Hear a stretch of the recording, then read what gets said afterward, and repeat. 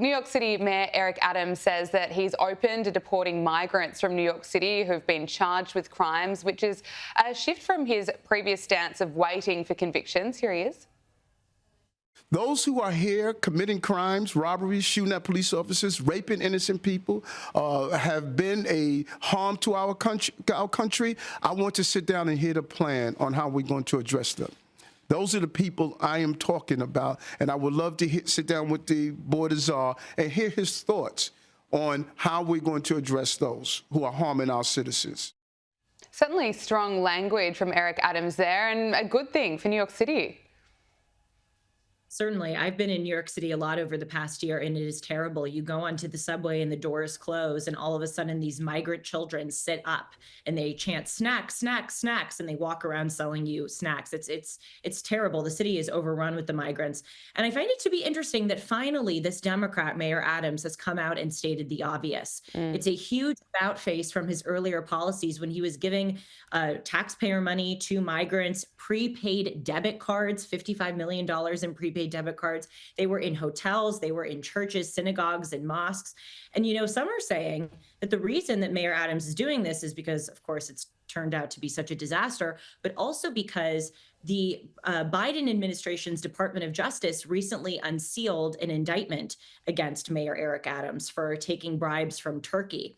And that was after Mayor Eric Adams criticized the Biden administration's policies on the border. So some say that this is a kind of tit for tat political play where because the Biden DOJ after Eric Adams, he's now sticking it to them and agreeing with the Biden administration's archenemy, Donald Trump. In other big news in the US, it seems likely that the Supreme Court will uphold Tennessee's ban on gender-affirming care for children.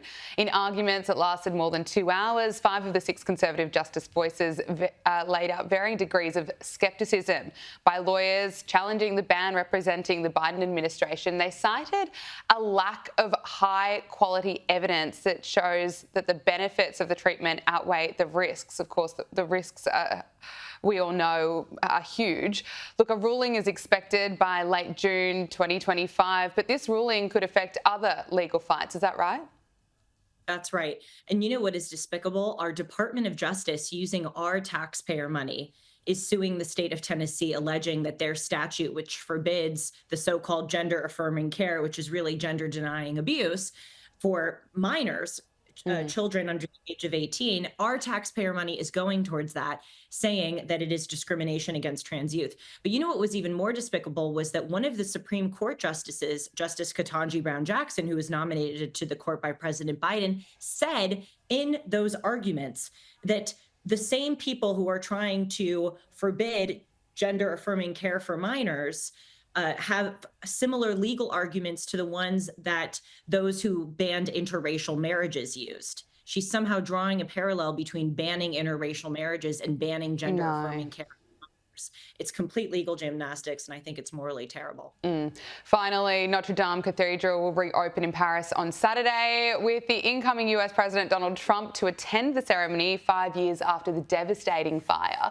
This is going to be Donald Trump's first foreign trip since he won the election last month. What can we expect? Well, as bad of a reputation as Donald Trump gets with regard to our allies, many of them actually seem to like him because he demonstrates such strength on the world stage.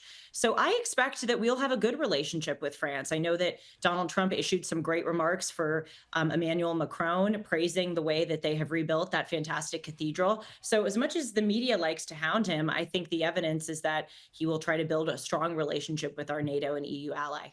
Broadcaster and commentator Julie Hartman, thank you so much for joining us on Power Hour. Really appreciate it. Thank you.